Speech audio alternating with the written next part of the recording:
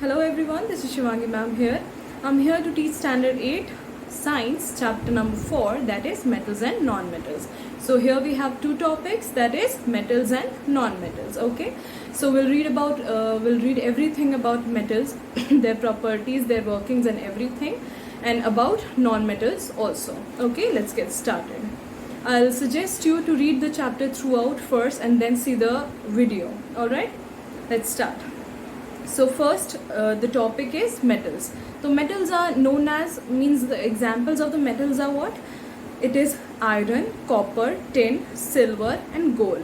In general, metals are hard and shiny in appearance. So in general, when we see metals, these are hard and shiny in appearance. They appear very hard and a shiny appearance, a shiny look they have. Okay, and the non-metals are like means they are not hard and they are not shiny at all. Okay, the examples of non-metals are sulfur, phosphorus. Okay, so they are generally dull and they are not shiny in appearance. Okay, so there are also certain elements such as silicon, arsenic, antimony and germanium which have some properties of metals and some properties of non-metals. Okay, so those which have both the properties, means the properties of metals also and the non-metals also, those are known as metalloids. So what is metalloids? Metalloids are those which have the properties of metals also and non-metals also. Alright, and from the electronic viewpoint, metals are defined as elements which form positive ions by losing electrons. So these metals form the positive ions. They form positive ions by losing the electrons. So this is a chemical reaction. Chemical reaction happens in which they lose the electrons and they gain positive ions. Alright, they contain 1, 2 or 3 valence electrons. They are categorized in 3 valence electrons. Okay, so now non-metals are defined as elements which form negative ions by gaining electrons. So in metals, what happens? In metals, they lose electrons and they form positive ions, but in non-metals they form what? They are defined as elements which form negative ions by gaining electrons, means they gain. Okay, they gain electrons and then they form what? Negative ions. Alright, now we'll read about the occurrence of metals. In what state how metals occurs, we'll read about it now. Okay, so in nature, most metals occur in the combined state as minerals. In nature, okay, in nature they occur in combined state which is known as minerals. So the metals which occur in a combined state, they are known as minerals, right? Nearly all rocks contain some metallic minerals. Often the amount of metal present in the rock is so little that it is too expensive to mine these rocks and extract the metal from them. Okay, so the minerals are present in what? They are present in nature and inside the rock. They are presented inside the rock. And to get these metals, we extract it from the soil, right? We extract it from the rock. If the amount of metal is more, it is profitable to mine the rock and extract the metal. Such rocks are called ores. Okay, so if the amount, the quantity of the minerals are, means in a good quantity, they are in a good amount, then it is easy to extract the mineral out of it, and those rocks are called what?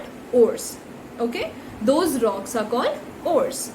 In ores, the useful metallic mineral is mixed with other minerals which are not of much use. These minerals present as impurities. So in ores, apart from the pure minerals, the impurities, means which is of no use, those minerals which is of no use, those are known as gangue. Its spelling is Gangue. We pronounce it as gangue. Alright, so these are the impurities which is present in the rock. Some metals such as silver, platinum and gold are not very reactive. They occur in free state in nature. Their ores contain particles of metal mixed with large quantities. of impurities. Those are known as noble metals. All right. So some metals which are present in the free state in nature, they are known as silver, platinum, and gold. All right. So their ores contain particles of materials. Means in this impurities are in a big amount. All right. In these, the impurities present in the big amount, and these are known as the noble metals. These are known as the noble metals. The ores of very reactive metals such as sodium or calcium contains chlorides or carbonates of the metals. For example, rock salt. Salt are extracted from what? From the sea, ocean, right? And the chemical name of the salt is NaCl, that is sodium chloride, right? Dolomite, which is CaCO3 or MgCO3, right? The ores of other metals such as aluminium, iron, copper, or zinc contain mostly oxides or sulfides. For example, bauxite. The formula of bauxite is Al2O3. Iron pyrites, FeSc, FeS2. So you have to learn these chemical names and the chemical compounds, right? Now we'll read about metallurgy. What is metallurgy? The series of processes carried out to extract pure metals from their ores. So the process in which we extract the pure metal from the ore, that is known as metallurgy. Metallurgy is a process in which we extract out the mineral from the rock. Alright? Now we'll read about the occurrence of non-metals. We have read about the occurrence of metals. Now we'll talk about the occurrence, in which state how the non-metals occurs, right? We'll read about hydrogen at first. So hydrogen is the most abundant, means it is most abundant element in the universe. It is mostly found in the universe. It is the chief element that makes up the sun and the other stars. So mainly this is the chief element from which the sun and the stars are made up of. Alright. So on earth, hydrogen mainly occurs in combined form as a constituent of water. Alright. So what is the chemical formula of water? It is H2O. Okay. It is H2O. So about 11% by weight of water is hydrogen. So about 11%. The weight of hydrogen is water. Petroleum, natural gas, coal, clay, and all animals and plants. So these hydrogen are mainly found in these examples, right? Now we'll read about nitrogen. Nitrogen mainly occurs in the free state in the atmosphere. Nitrogen is also a non-metal which occurs in free state in nature. They are not much reactive. They occur in free state, right? About 76% by mass of air is nitrogen. So when we'll see the data of when we'll see the 76% mass by mass of air is nitrogen, means the air contains 76% part, it is consist of nitrogen.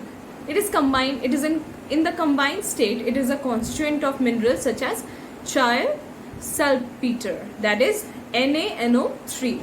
Alright, now we'll read about oxygen. So we know about oxygen because oxygen is very important for us. We inhale oxygen, and only because of oxygen we live. Plants gives us oxygen. Oxygen is the most abundant element, that is most important element of the Earth's crust. It occurs in the free state in atmosphere, forming about 23% by mass of the atmosphere. So 23% of the part, it is consists of oxygen. In the combined state, it constitutes of 89% by mass of water. It is also present in the combined state in the Earth's crust as oxides, carbonates, and silicates of metals. Alright, you have seen how oxygen is found, what is the occurrence of oxygen. It is a very abundant element. Now we'll read about carbon. So it also stays in a free state in our atmosphere. हमारे atmosphere में carbon भी बहुत free state में रहता है, right? So carbon mainly occurs in graphite, diamond, and coal. So these are the main examples in which carbon mostly occur. Okay, diamond and graphite are pure forms of carbon. Graphite You see the pencil lead. The lead of the pencil is made up of graphite. All right. It is the example of graphite. Coal contains 60-90% of carbon. We know coal, it is koila. Coal is also used to cook food, and in railway engines is also used. The 60 to 90% of the coal is consist of carbon. In the combined state, it occurs in the atmosphere as carbon dioxide. We exhale carbon dioxide, and carbon dioxide, which plant needs carbon dioxide to make food.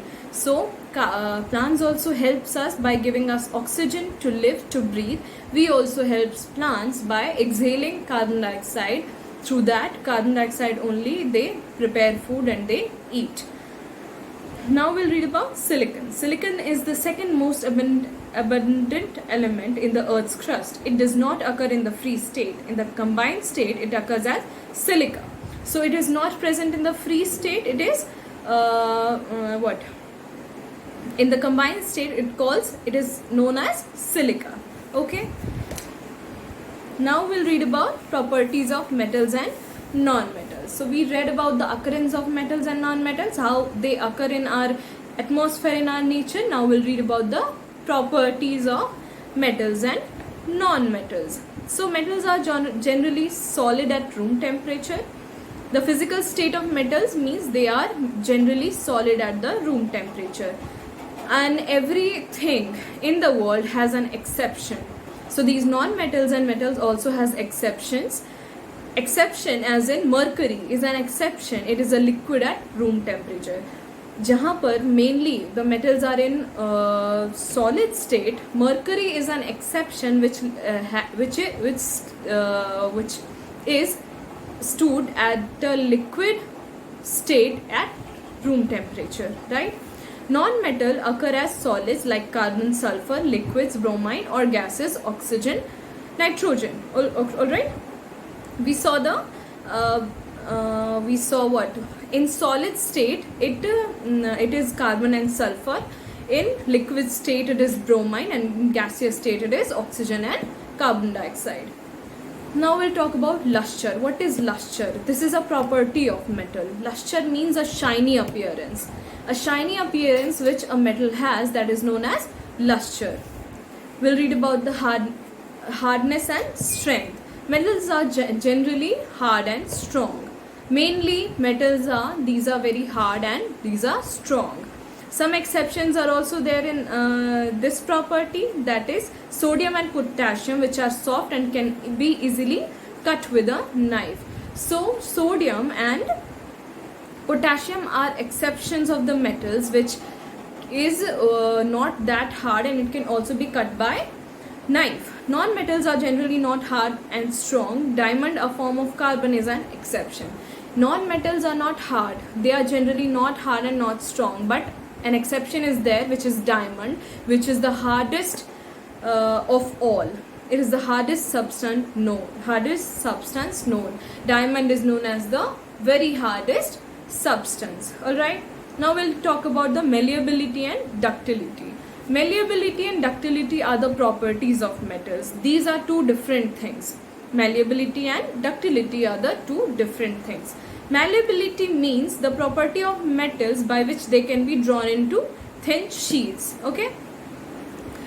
The property of metals through which it can be drawn, it can be beaten, they can be beaten into thin sheets, that is called malleability. So malleability is a property by which metal can be changed into thin sheets. Ductility is also a property. In this property, it can be drawn into thin wires. The metals can be drawn into thin wires. So 2 points are clear: ductility and malleability. Non-metals are neither malleable or not ductile. So those non-metals which are not ductile, which are also not malleable, these are known as brittle. Okay, these are categorized as brittle. Now we'll talk about the conductivity.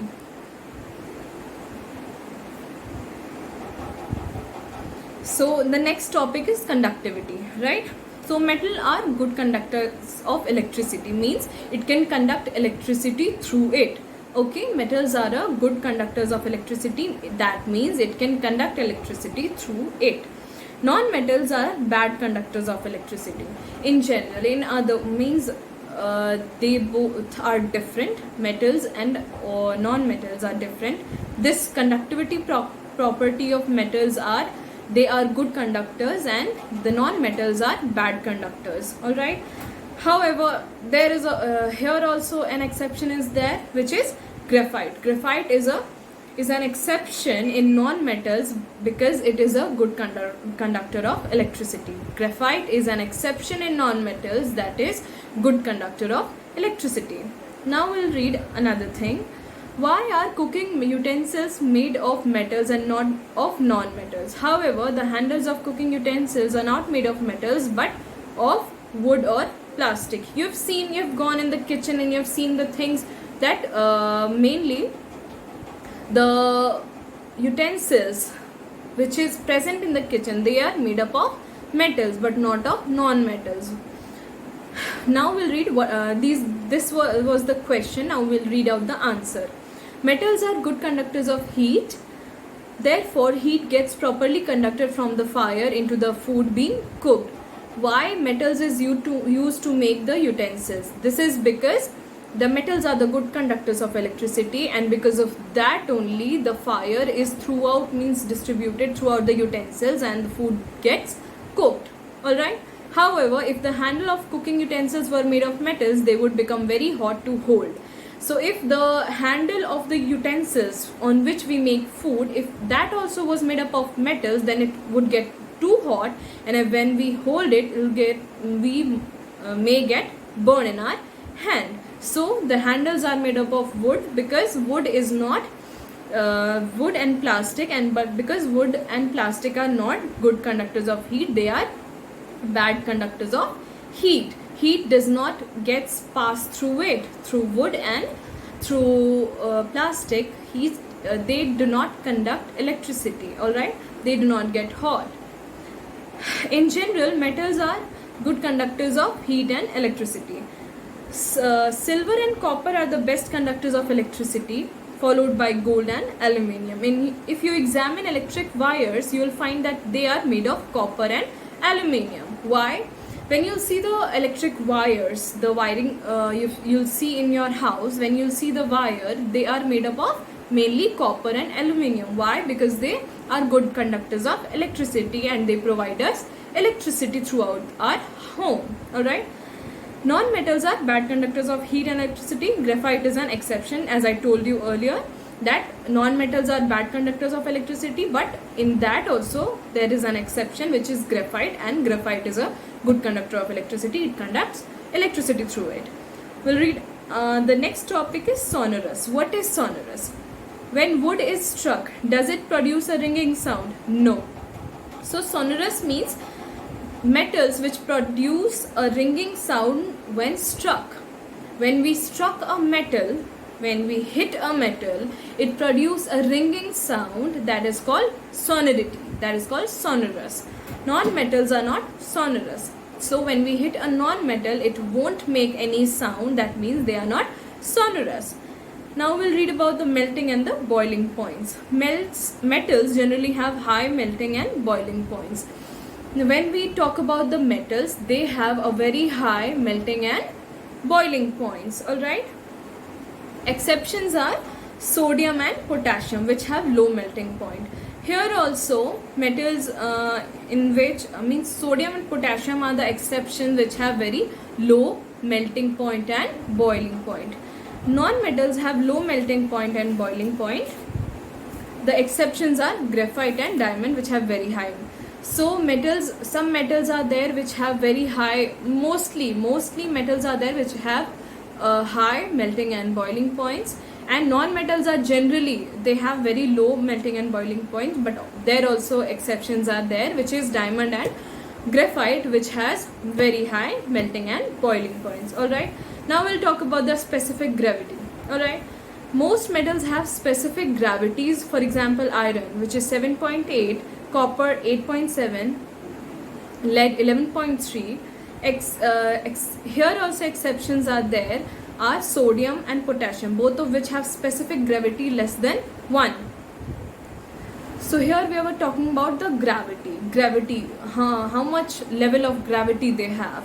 So there are, they are categorized in scales. Alright, now we'll read about chemical properties of metals and non-metals. So we read about the occurrence of metals and non-metals, we read about the properties. Now we'll read about the chemical properties of metals and non-metals. As in the case of physical properties, metals and non-metals differ in their ability to chemically combine with other elements and compounds. So metals and non-metals, they are, they differ in the combining property also. Okay, reaction with oxygen. So first, oxygen reacts with metals and non-metals to produce oxide. Oxide means oxygen reacts with the metals and non-metals to produce oxide. Alright. Similar experiments with other metals show that the most metals react with oxygen to give basic oxides. So mostly oxygen reacts with other metals to give oxide. Oxide is a compound. Some metals such as sodium and potassium react with oxygen even at room temperature. So these mostly metals occur at room temperature also, and some occurs at different level of temperature. When we give them heat, they form a chemical reaction. Some metals such as sodium and potassium react with oxygen even at room temperature and catch fire while reacting. So when the reaction takes place, when the sodium and potassium react with oxygen, when the reaction of sodium and potassium takes place with oxygen, it at room temperature, it also, during the reaction, it also fire also means it can also catch fire. To prevent this reaction, these metals are stored in kerosene. So it cannot be kept in at room temperature. So not to react, they are kept in the kerosene oil. Alright, they are kept in the kerosene oil. Now we'll read about the second experiment, which is when the sulfur dioxide is dissolved in water, it forms sulfurous acid. The chemical reaction is S plus O2, means sulfur plus oxygen is equal to, it forms, when these two elements combine, they form a compound which is known as sulfur dioxide, and the chemical name of the sulfur dioxide is SO2. Alright, so here are some reactions are given. You will read it out yourself, and you have to learn it also. In general, non-metals react with oxygen to give acidic oxides. Metals react with oxygen, that gives oxide, and the non-metals which react with the oxygen, they give acidic oxides. Okay, now first we'll see the reaction with water. Metals react with water to form oxides or hydroxides and hydrogen. Alright, when metals react with water, it forms oxides or hydroxides. It forms oxides and hydroxides, and mainly it forms hydrogen. Alright, here are some more examples are there, some more chemical reactions are there. I'll read out the second one. Sodium, potassium and calcium react vigorously with water, giving off a lot of heat. When the sodium, potassium and calcium, it reacts with water, the compound, the result comes out after reacting, it gives a lot of heat. Magnesium reacts with hot water or steam. Alright, here are some more reactions are there. You'll read it out by your own and you'll understand. Okay, now we'll read about the reaction with acids. Here is some exception. Copper, gold and platinum do not react with water or steam. So this is exception in this, in which it is saying that copper, gold or platinum, they do not react with steam or water. The reaction of metals with water show that different metals have different reactivities. When you react water with some metals and some non-metals, it shows that they have a different levels and kind of reactivity. All right. Non-metals do not react with water. Non-metals, we have exceptional case in which non-metals do not react with water. Very reactive non-metals such as phosphorus, which catch fire when exposed to air, are therefore stored in water. So which is not compatible to stay at room temperature, we store it in different liquids so that they will not react. उन सबको हम different liquids में store करते हैं जिससे वो react नहीं करेगा, right? Now we'll read about the reaction with acids. Let us observe and how dilute acids react with metals. Oh, here is an activity which is not needed. Will not read it out.